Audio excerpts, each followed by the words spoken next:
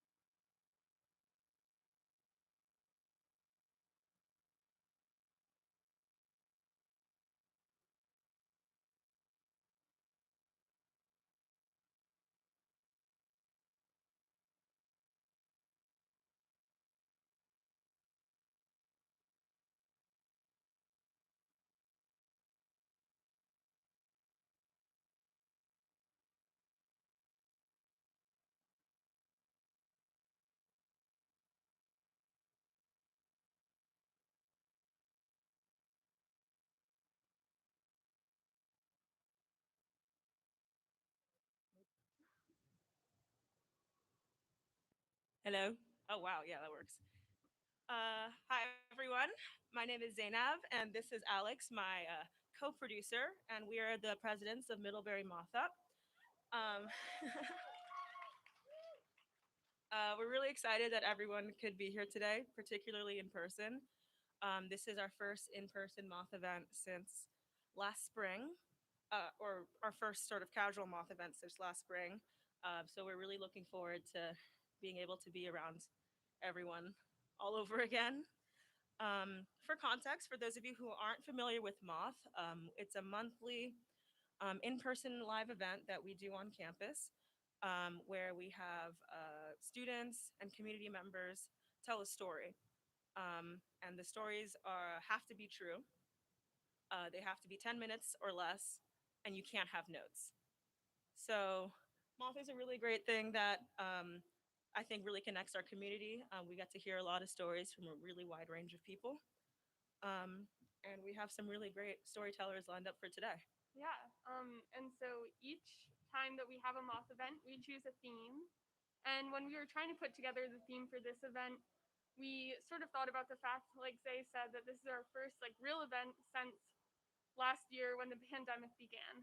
And so a lot of stories that we were hearing and a lot of stories people were submitting to us were about when the pandemic began and about coming home or even coming back to Middlebury and sort of what that's been like. And so the theme of this afternoon is homecoming.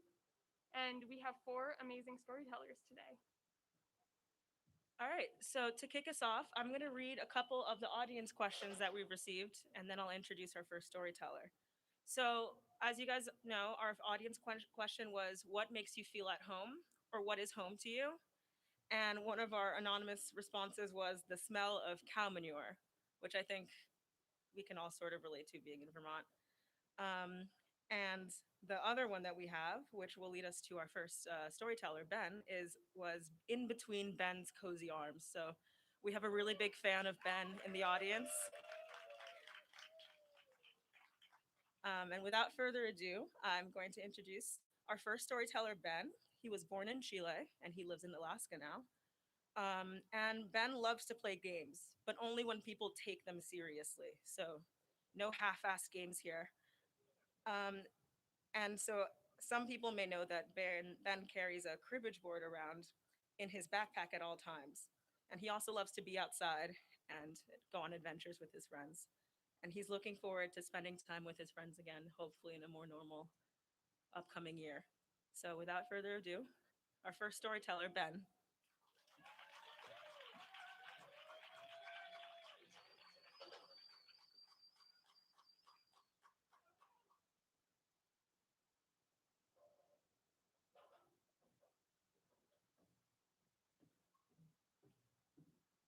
Can you guys hear me? Awesome. So thank you for the warm introduction. All right. Um, so I was born in Chile, as you guys heard in the introduction. Around 2008, I was in fourth grade, and my family decided to move to Alaska. Out of all places, who would have thought that? My mom married a gringo who ended up being my stepdad, and that's why we ended up going all the way up there. At first, I was quite terrified, to be honest. I didn't want to go and lose all the friendships I was starting to make in fourth grade. That's a very special time, I think, to making those bonds. Also, I was very close to my grandfather, who passed away several years ago. But at the time, he was kind of a father figure to me. And it's kind of hard leaving because it's just my mom and my new stepdad who just came into my life. Um, and also the fact that I didn't speak any English didn't help. So as you can see, that's changed a little bit. But also, one more thing is the Simpsons movie had come out like a year before that or around that time, and I vividly remember the scene where they end up going to Alaska to escape their town because they messed up something. And it's just this white, desolate place, completely covered in snow, wildlife everywhere, people living in igloos and stuff. And I was just like, great, I get to go live there. This is gonna suck. um, but it ended up being not at all like that. I showed up in July and it was summer, green everywhere, the ocean there, and it was awesome. Honestly, I had a great time. So the Simpsons movie were completely wrong. The one thing they did get right was that you do get money for living in Alaska. It's a real thing. It takes a year of residency after, but it was pretty sweet. When I got to Alaska, I got put into fourth grade, of course, because that's my age, and I struggled the first month. I was not keeping up. I had a little dictionary that I would sit in the back of the classroom with, and the teacher would say words, and I'd try to follow, and it was hard. It took me a while to get good at it, but then making friends after a couple months helped the process of learning English, which was, as you can see, I can speak English, and I made it to Middlebury. Woo! um, but also just being around the area, beautiful area, good activities with my neighborhood friends, hanging out outside made it really easy. But it also had this conflict of identity. Like as I came to Alaska, I became kind of the foreign kid, the Chilean kid that spoke Spanish. People would ask me questions and like how to say Spanish words or pronounce things certain ways, and I would say yes only if you give me $1 for them, or like I'd make a little bit of money through it. Um, but uh, that's when I had this kind of identity crisis. And when I would go visit Chile every 3 years or so, my family would make it down there, and I would kind of start having this development with my friends that I still had connection with. They think I'm kind of a gringo, like I had an accent coming down, and then I would lose it in like a week, and they'd be back to normal. But every time I went, it just got more pronounced, and that was always kind of frustrating at first. But after a while, I just kind of took it. It's whatever. And even when I come to Middlebury, like when I'm here, I struggle with what do I introduce myself with? Am I the Chilean kid, the Alaskan kid? I ended up just doing the Alaskan kid because that just gets the oohs and ahs. And people are like, Alaska? Like, it's more foreign than, like, my friend Toby goes from Switzerland. Like, I'm more removed than he is. Like, makes no sense. Um, but, and then if my friends get to know me, I tell them I'm Chilean too. And that kind of gives the next round of oohs and ahs, which is fun. Uh, but the last time I went to Chile was in 2018, 2019, my sophomore year.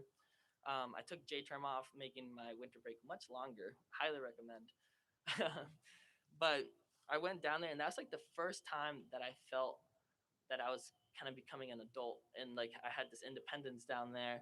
I didn't go down with family. I went with my current girlfriend at the time, and it was just really fun. I had this opportunity to just go wander around, have my own trip, and just explore in my hometown that I've been to. And the trip got even better because we were in the summertime because Southern Hemisphere, different seasons. I don't know if people know that, but now you do. Um, so we had a whole 2 months of summer down there, and we got a truck from one of my uncles, who just let me borrow it and made the trip even more fun because we had all this freedom. Go check out the regions, check out the national parks, go camping, backpacking, all that fun stuff, and fishing because some of you guys know I'm obsessed with it. Um, but the truck didn't come exactly for free. I didn't have to pay for it, which is nice, but I had to have a little mission on the side. It was a little family business, thing, little drama going in. When my late grandfather passed away, he left like a chunk of farmland that's like really close to our family members, especially my uncles and partly me. But I was young when I used to go there, and there's the other side of the family that wanted to sell it, and they put a lock on there, kind of stopping us from going in there. And my mission was to go cut the lock, and I was like, a truck for 2 months for just the fee of cutting a lock? Like, sure, why not? I'll go do that. Like, no brainer. Um, but then, you know, we get the truck, and then one of the first things we do, we want to knock this out of the way so we don't have to do it.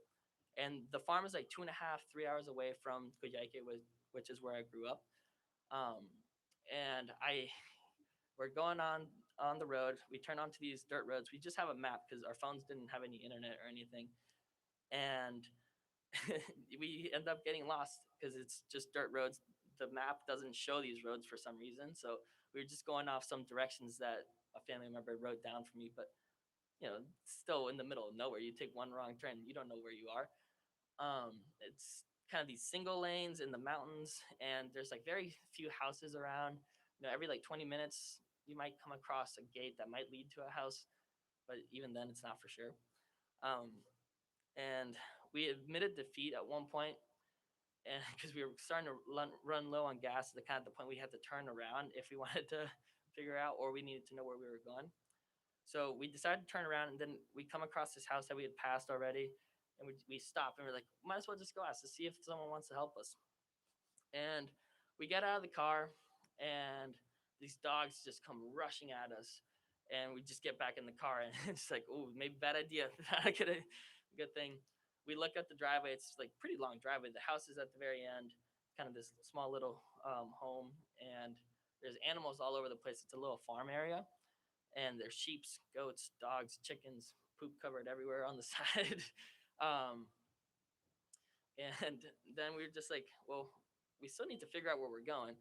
So then I decided to just go out of the car and see if the dogs will actually attack me or if they're just barking a lot. And thankfully, they were just really loud dogs that wanted to come bark at me, and I didn't get bit up.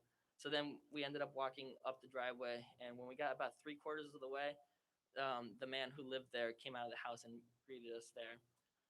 He came up to us, very nice, very friendly, very gaucho-esque person. If you don't know what a gaucho is, it's kind of like the Patagonian cowboy, I would say. And he he was, you could tell he'd gotten a lot of sun, kind of older, so he had a lot of wrinkles, missing a couple teeth, kind of, and he smiled a lot, so you just see them all missing. It was really cute, honestly. Um, and then we asked him about the farm, like we're looking for a farm, and he was like, oh, I think I know what you're talking about. You just have to go a little bit further, and there's going to be a split. Take the right one side, and then you'll be there in a couple more minutes. And we're like, awesome, thank you so much for your help. We're actually kind of close. And then he starts asking, are you looking for this farm? Like, why do we need to go there? And I told him it's my grandfather's, who had passed away, and he's like, wait a second, are you Vicente Unduraga's grandson? I was like, oh yeah, how'd you know? Like, and he was like, I think I know you. I've met you before. Like, I used to do business with your grandfather in Coyhaique back when you were little, and I remember you running around. It's like, oh, sweet. I don't remember you at all, but I'm flattered. And then we kind of devolved into all these conversations about my grandfather, and it was really special to me. And it kind of just got me thinking that, even all this time that I've left Chile and I've kind of become a whole new other person, my identity still kind of links me back to my original home, and I still have all these connections, even if I'm like 2.5 hours away from my actual home. This random man knows me from as a little kid, and I just thought that was a really fun experience, and I cherish that connection I have. Thank you so much.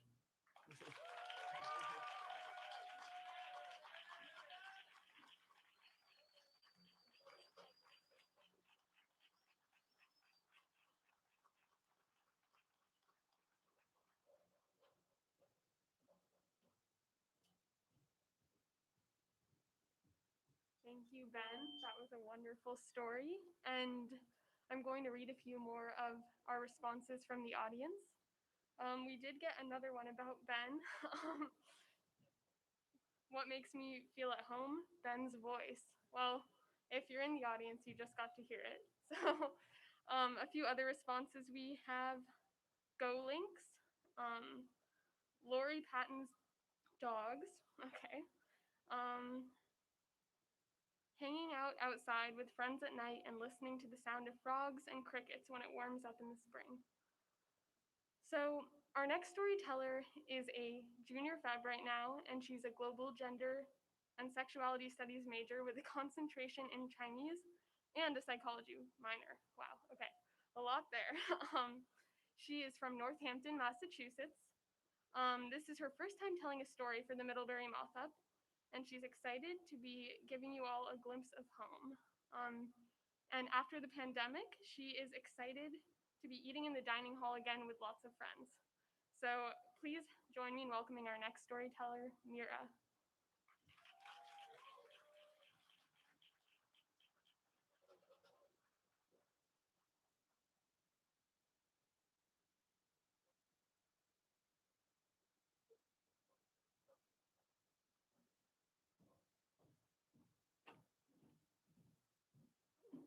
This is intimidating. All right. So growing up in my house, there was always this huge fight about toilets.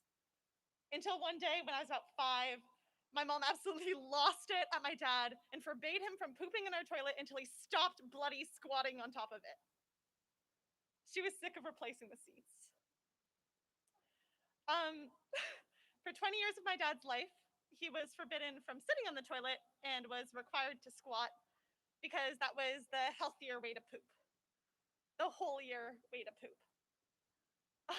This was something told to him by a man by the name of Yogi Bhajan, a founder of the organization called 3HO, or the Healthy, Happy, Holy Organization, otherwise known as the American Sikhs.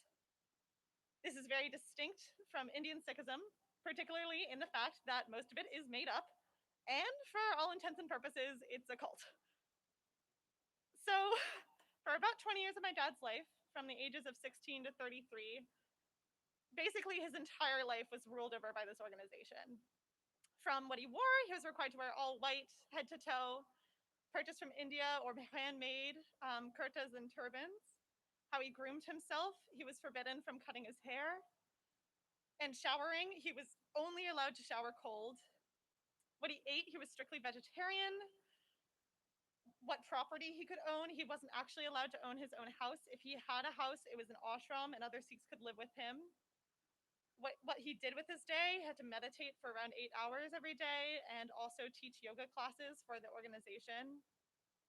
They actually eventually changed his name, so he went from John Matthew Vance, plain and generic, to City Dave Singh Khalsa. And eventually, they actually dictated who he married. So he had an arranged marriage through the organization that he technically could have said no to, but he would have been a social pariah if he had. And because of all this, he basically didn't have a young adulthood. He never had those formative experiences that you have when you're in those young years to figure out who you are and who you want to be. He never dated, he never even experienced the world without someone telling him how he should be experiencing it. So by the time he became my father, only about like 5 years later, he didn't really know who he was. And so I kind of never knew who he was either. I tried. I tried to figure out little bits and pieces of his life, little pieces, like nuggets of information that I could use to construct an idea of who my father was. And I'd raid his room and try to search through little drawers and just try to find something that could tell me anything about the man I called my father. And in one of those raids, I found this bowl of coins sitting on his dresser, all from the year 1983. And for the life of me, I couldn't figure out what the significance of that year was. And so I asked him, "Why do you have all of these coins?" And he said, "Oh, those are for your stepsister." Up until that moment, I didn't know I had a stepsister. But apparently, while he was in the organization, the woman he was married to, who was 10 years his senior, had a daughter, and he raised her from the ages of 8 to 16. And after leaving the organization, he basically left her behind. Apparently, I had met her once when I was a baby, and apparently, she was so excited to have a new baby sister. But I never saw her again. There were other things that my dad shared with me, little pieces of his life as a Sikh. Like, we would celebrate winter solstice together, and he would make Punjabi foods, which is honestly a miracle for him because he can barely heat a frozen pizza. But that was something that we shared. He would sometimes show me how to tie a turban and tell me about how Indian Sikh women were forbidden from wearing turbans, but American Sikh women were too headstrong, and so they insisted on wearing them themselves. And sometimes he would play the harmonium, an instrument that he would sing to at different events and meals that they would have together as Sikhs. But that was kind of all that I saw, all that I really knew. By the time I was about 14, I didn't really feel safe being home anymore.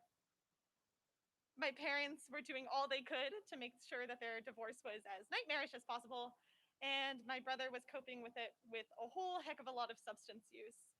And I just didn't want to be around that anymore. And so I remember I was sitting at my family's computer in our living room, just looking through boarding schools, and I found this one place that just seemed so idyllic. Like, honestly, each photo like might as well have had a unicorn in it for how exciting and thrilling it seemed to me. And conveniently enough, the motto of the school was "Define yourself here."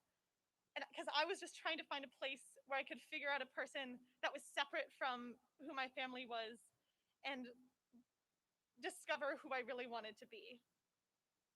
And so I did everything I could to get the scholarships, the aid, to be able to go there and to be separate from my family and separate from everything that I saw as harming myself. And while I was there, I basically just cut off all contact. And I thought at the time that I was being someone completely different and new and fresh and like totally different from everyone in my family. But reflecting now, I kind of realized that I really wasn't all that different. My father, when he was 16, went to the Sikhs at first because they had really good food, um, but eventually joined their organization because he saw it as a place that he could get away from a family with a father who he never really knew, who barely spoke to him at all, and from a brother who had really severe substance use issues. While my journey only really lasted 3 years and his was 20, it wasn't all that different. By the time I got to Middlebury, my first semester, I was in this class called Religion and Food. And basically, the core of the class was talking about your family and their religious history and their food history and like how that all intersected to kind of create who you were as a person. And despite my father having this long history with religion and food, I couldn't answer a single question about it. So at the end of that semester, after packing up all of my things and putting them in his car and sitting down with him for that 3 hour drive home, I asked him, "Dad, can you please tell me everything you can about your life as a Sikh? Every moment from when you joined, while you were there, how you left. I just want to know." And he said, "You've never asked me that before." And he started telling me his story. And while I can't say that I really know my father, honestly, I can't even say that I really know myself yet. That was the first time that I really saw myself in him. I saw that scared 16-year-old boy who didn't feel safe where he was and was just trying to find a place to belong. Thank you.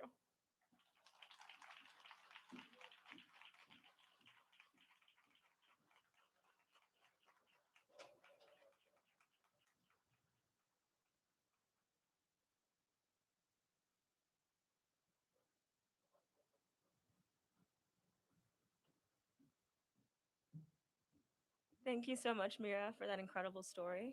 I have a couple more audience responses. So, again, what makes you feel at home? Someone said the long awaited return of the Atwater Creamy Machine. That's pretty good. And someone else said fresh ground coffee, jazz, pancakes, eggs, in parentheses. I guess I'm just describing brunch, question mark. So our next storyteller is Ewan. Ewan is a first year from Oberlin, Ohio. And he doesn't know what he's going to study yet, but he really enjoys biking and going on walks. So, Ewan.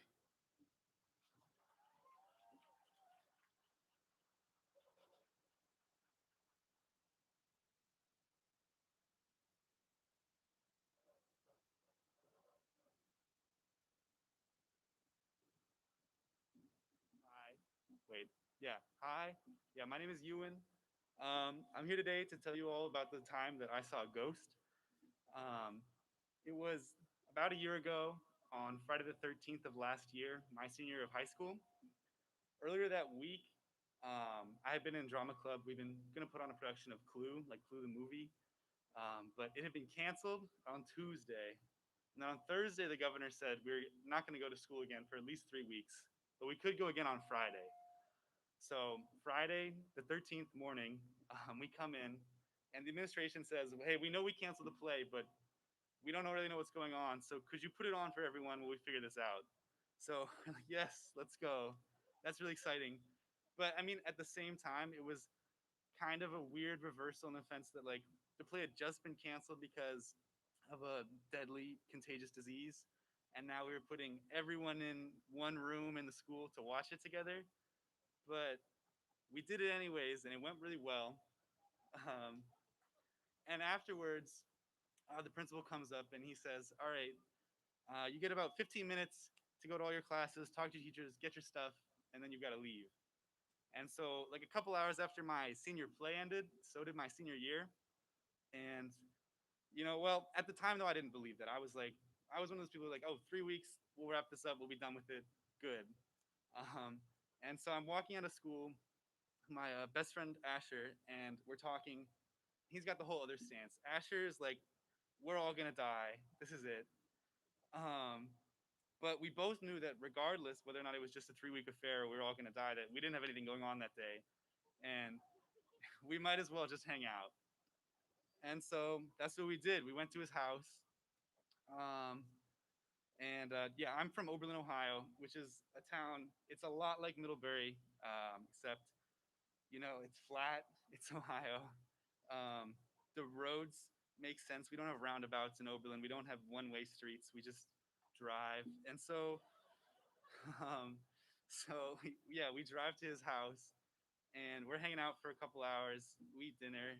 We hang out for a few more hours. It's like 10 o'clock now. Night's fallen, and we do what bored kids do in Oberlin, Ohio, and Ohio at large. We decide that we're gonna go to Walmart, and so we get in his car to go drive down the street. And I'm driving down his. He lives on Elm Street, and I'm driving down Elm Street towards Cedar.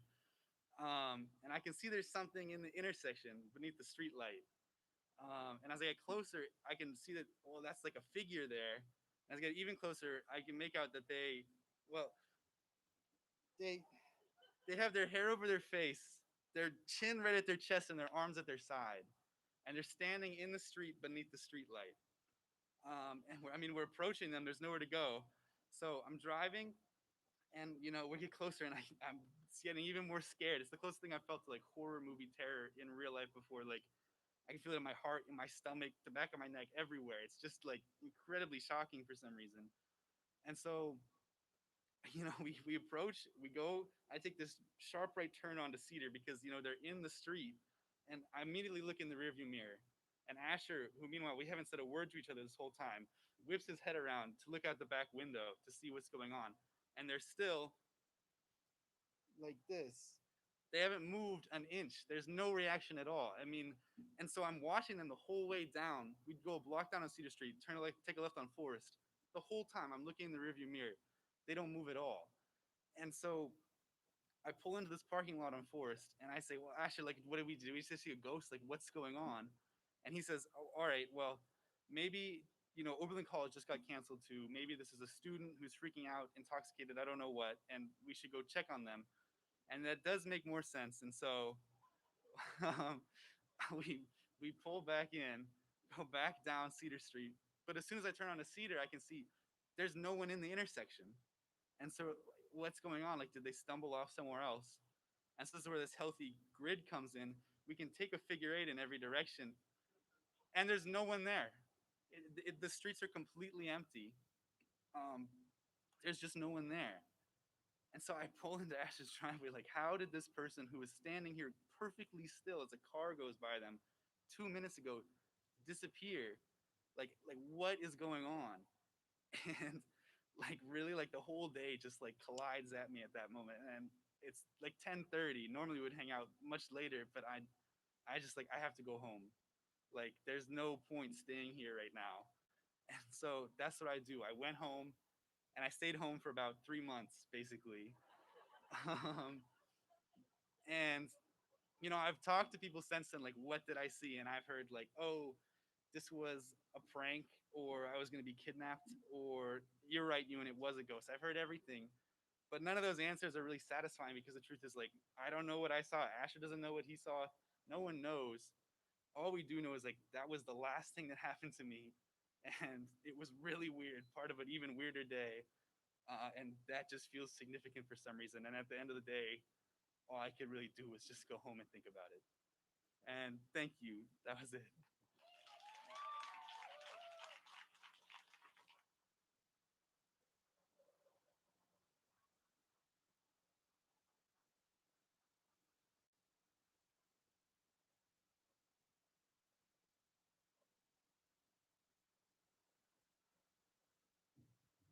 Thank you for that kind of spooky story, Ewan. And in the future, we'd love to have more first years telling stories at our events. So just a plug, go/moth story to sign up to tell a story. So a few more audience questions before our final storyteller this afternoon. So what makes me feel at home? We have the sound of city traffic, my contraband lavender candle, um, my stuffed raccoon, and we have my mom's homemade chicken cutlets. A lot of good ones. So I'm going to introduce our final storyteller now. So Mel Payne is a senior English and creative writing major from the Bronx, New York. In her free time, she likes writing poetry and taking walks on the Tam with friends. And after the pandemic, she's looking forward to going to packed concerts. So without further ado, give it up for Mel Payne.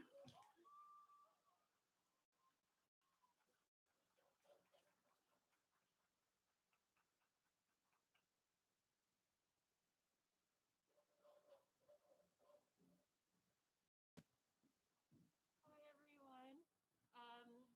So basically, a couple months ago, all of my friends and I, we were talking about COVID, and it was the 1 year anniversary of COVID happening. And we were talking about where we were basically a year ago and how we knew that COVID was a big deal. And I started thinking about where I was. Like a lot of other juniors, I was studying abroad in the spring of 2020. And I was studying abroad in New Delhi, India. And I'm sure, as a lot of other people who are abroad can relate, it's kind of lonely being abroad. I felt very disconnected from from everyone. My parents were far away. My friends were scattered across the world, and I was in a completely different time zone. So I just felt kind of disconnected. Um, and also, it's pretty hard being Black and traveling. It's pretty hard being Black in America too. But on top of that, I had to deal with people staring at me and people pointing at me and asking me if I was friends with Rihanna. So it was a lot to deal with. Um, But I was really excited for my spring break trip. I was going to be traveling across India. I was going to Goa and Kerala in South India. I was going to have a week off from school, and it was going to be a really good time. And I was so excited. But around this time, coronavirus became more and more of a thing in March, and I was understandably kind of worried. But I talked to my program director, Vanita, and she encouraged us to keep going. She said, just wash your hands and stay away from street food. So we were all set. And we were off, and it was a great time. I ate lots of street food. I I had really great pina coladas. I went to this really fun beach party and got soaked by the tide. My roommate and I, we drove through the jungle on motorbikes, and it was just a great time. We met lots of other travelers too.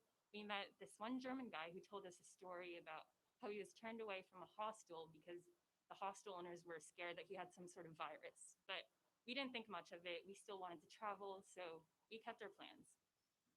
But more and more strange things started happening. My friends were texting me and they were saying they were worried that their programs were going to end and they were going to be sent home. Um, we tried to go to this museum, but when we got there, the gates were locked, and strange things kept happening. But I was in spring break mode and I wanted to keep traveling and partying and having fun. So we kept traveling. But more and more weird things started happening. The temples that we wanted to go to were closed, and overnight, the bustling cities that we were at turned into ghost towns. And finally, we got the phone call from our program director, Vanita, and she was very worried about us. And she said, you got to get back to Delhi ASAP. The program's ending, and you have to go back to the States before the border closes. And so we went back and we packed up our stuff as quickly as possible. And I had one last restaurant dinner with my friends that I had made in Delhi. And it was at an Italian restaurant of all places to go to in India. Um, but it was a really great time. And little did I know it'd be the last time I'd be eating in a restaurant for a really long time. And then I left and I went on my way to the airport. I made sure that my travel arrangements were in order. I made the travel plans through a travel agency in the States. So everything was set, and my flight was for 11 p.m.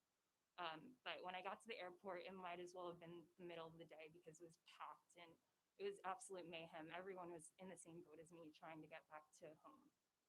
I go straight to the check in line and I give them my confirmation ID and my flight number. Um, but there's an issue. They're saying that it's not working, that the flight is for May, and they aren't able to do anything. I tell them there must be some mistake. I just changed the flight. And they tell me to go to customer service and get it checked out. So I lug my huge suitcases across this busy airport, and I had really overpacked for my semester abroad, and it was coming back to bite me in the ass because it was a lot. But by the time I got to I got back to customer service, and something I had learned in my past couple months is that lines are more like suggestions in Delhi. It's really just every person for themselves. So I kept getting cut in line and I was frustrated. But eventually I got to the front and I told them what had happened. I told them that they weren't processing my ticket for some reason. But they kind of said the same thing. They said, there's nothing we can do. This flight is invalid. Um, and so at that point, I was frustrated and I was having a thought that I had had many, many times throughout my life. Am I being crazy right now or are they being racist? So I was frustrated and I got offline and I did the only thing I knew to do. I called my mom and she didn't know what to do either. And even at 21, it's pretty disconcerting when your mom doesn't know what to do. So I felt at a loss and it felt like everything was out of my control at that point. I People were cutting me online, people were trying to take pictures of me without my permission. There was a deadly virus taking over the world, and the one thing that was supposed to work, my flight, it just wasn't working out either.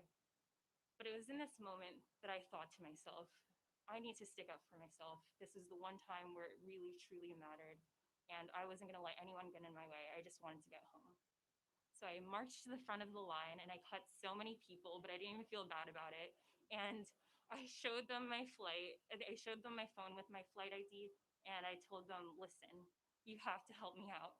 I need to get back home. I don't know what you have to do, but you have to help me. And I looked him right in the eyes and he looked right back at me and we were just looking at each other for a bit. Um, but finally, he took my phone and he went to talk to his colleagues, and I stood there unsure of what was happening and knowing that these were my last cards I had to play. But thing I know, he's printing out a flight ticket, and I'm finally on the flight. So you think that's where it ends, but no. I get on the flight and it's surreal. Everyone is wearing masks and everyone is Clorox wiping down the seats, and I don't have anything, which is strange to think about now. I get to my seat and I pass out. I sleep for nearly the whole 13-hour flight, and I eventually make it back to JFK Airport, but it's nothing like how I left it a couple months earlier. It's gray and desolate. It feels like the beginning of a horror story. And in a lot of ways, it kind of was. That week, New York would go into isolation and things would be forever changed. But at least I was home. Thank you.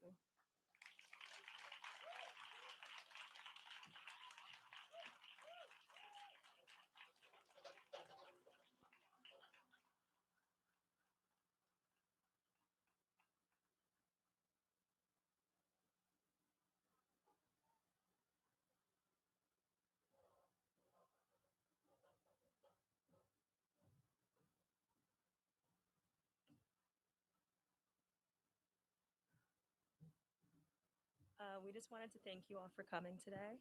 It means a lot to us that we could have some sort of semblance of a normal moth event again. It makes me really optimistic for events in the future that unfortunately I won't be present at, but I'm really happy to know that this is something that will continue in the upcoming years. We just wanted to quickly thank Mark and Liza, who's our advisor, for helping us get through this year, particularly considering how odd it's been. So thank you so much, Mark. That's Mark over there. Liza couldn't be here, but hopefully she's watching, and we really appreciate all of her help. And I also wanted to thank the rest of our Moth Up team, our co-producers. So thank you to Alyssa, Elsa, Emma, Lily, Kasheen, and Kristen, and thank you so much, Alex. Moth is like a really incredible group to be a part of, and it's an incredibly collaborative effort as well. So we really truly couldn't do any of this without each and every person that's a part of this group. So thank you guys.